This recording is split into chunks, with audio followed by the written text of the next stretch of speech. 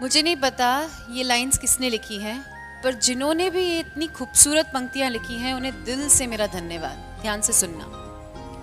तू अपनी खूबियां ढूंढ, खामियां निकालने के लिए लोग हैं ना। अगर रखना है कदम तो आगे रख, पीछे खींचने के लिए लोग हैं ना। सपना देखना है तो ऊंचा देख, नीचा दिखाने के लिए लोग हैं ना। तू अपने अंदर जुनून की चिंगारी भड़का, जलने के लिए लोग हैं ना। प्यार करना है तो खुद से कर, नफरत करने के लिए लोग हैं ना। तू अपनी अलग पहचान बना, भीड़ में चलने के लिए लोग हैं ना।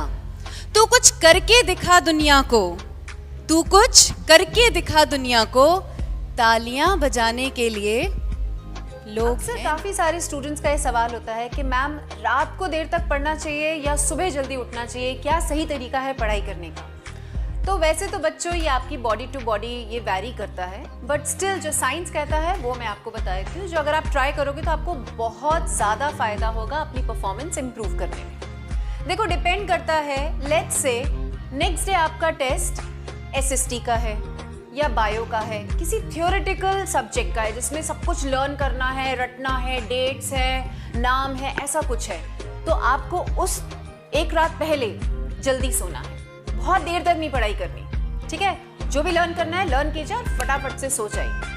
लेकिन अगर नेक्स्ट डे सपोज मैथ्स का टेस्ट है, फिजिक्स का टेस्ट है जिसमें कैलकुलेशन है, तो आप जितनी देर पढ़ना चाहें रात को उतनी देर आप पढ़ सकते हैं। तो आप ये हैक ट्राई करके देखिए और फिर बताइएगा कैसा। ऐसा नहीं करना है। क्वेश्चन में एग्जाम में तुम बैठे हुए हो, सपोज ऐसा कुछ आ गया, कोई ऐसा टर्म आ गया जो तुमको नहीं पता, हम क्या करते हैं बहुत बार उसके आगे क्वेश्चन पढ़ते ही नहीं है कि यार ये तो मैंने पढ़ा ही नहीं है, एकदम हाथ पैर हमारे ढीले पड़ जाते हैं।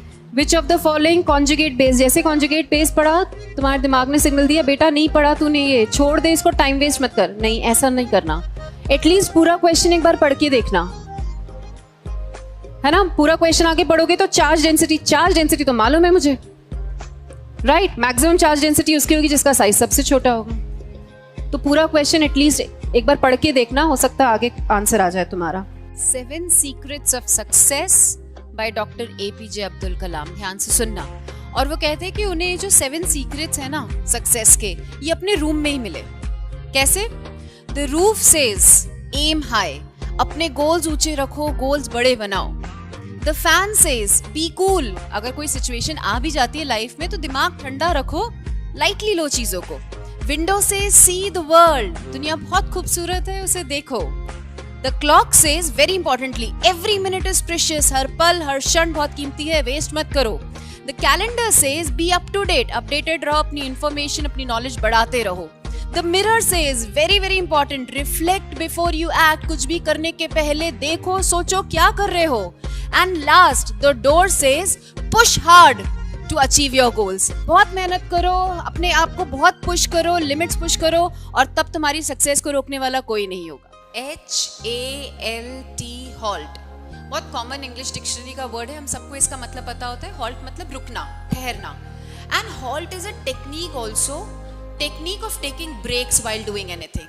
तो आप कोई भी काम कर रहे हो, चाहे पढ़ाई कर रहे हो चाहे कुछ और कर रहे हो, if you feel hunger H, anger, कुछ सोच के आपको एकदम से थॉट से गुस्सा आ गया, या आपको अकेलापन लग गया, लोनलीनेस, और यू फीलिंग टायर्ड, अगर इन 4 में से कोई फीलिंग आपके दिमाग में आ रही है तो उसी पॉइंट पर ब्रेक लो।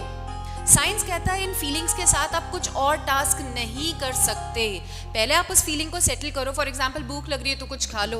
अगर किसी थॉट से दिमाग में गुस्सा आ गया है, मन में गुस्सा आ गया है, तो मेडिटेशन या ब्रीदिंग से उस गुस्से को शांत करो। उसके बाद ही अपनी पढ़ाई या जो भी आप काम कर रहे हो उसको कंटिन्यू करो।